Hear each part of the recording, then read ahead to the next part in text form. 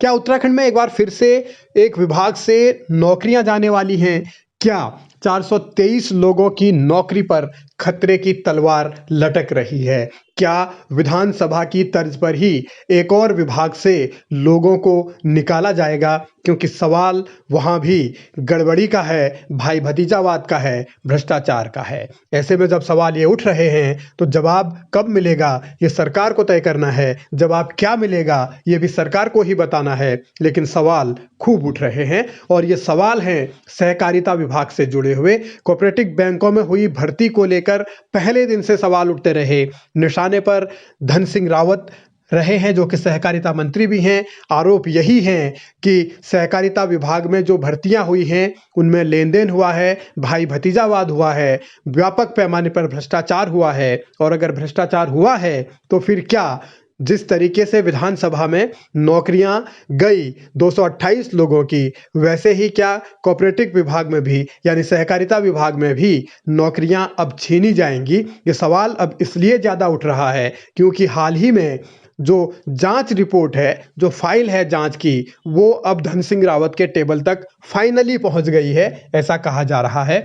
धन सिंह रावत ने ही वो जांच बिठाई थी। आरोप ये लगे थे कि तमाम तरीके की जो मानक है उनको तोड़ा गया और जब वो जांच बिठाई गई तो उसके बाद जांच रिपोर्ट जो आई है उसमें भी सूत्र ये बताते हैं कि जांच रिपोर्ट में साफ साफ ये कहा गया है कि भर्तियों में गड़बड़ी तो हुई है, लेकिन अब वो गड़बड़ी किस स्तर तक हुई है, कहाँ तक हुई है, वो सब उस फाइल में लिखा हुआ है और वो फाइल धन सिंह रावत की टेबल पर है।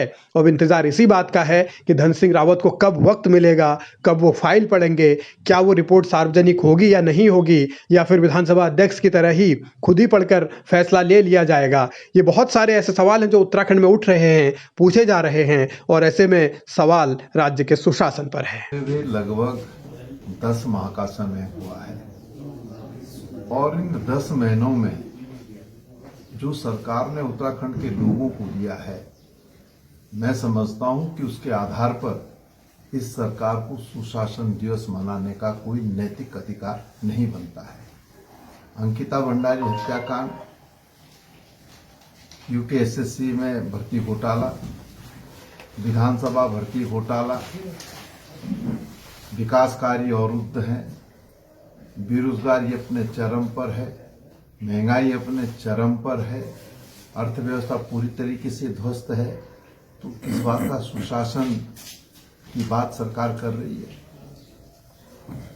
तमाम ये जो मुहबाएं खड़ी हैं इस प्रदेश की सरकार अपनी कामयाबियां गिनाती है, विपक्ष सरकार की खामियां गिना रहा है। लेकिन सहकारिता विभाग में जो 423 पदों पर भर्तियां हुई हैं उनमें अगर गड़बड़ी है तो क्या विधानसभा अध्यक्ष ने जो मानक सेट किए हैं उसी मानक पर धन सिंह रावत भी जाएंगे? क्या धामी इसकी इजाजत दे पाएंगे? ये सवाल है और इंतजार फैसले का है।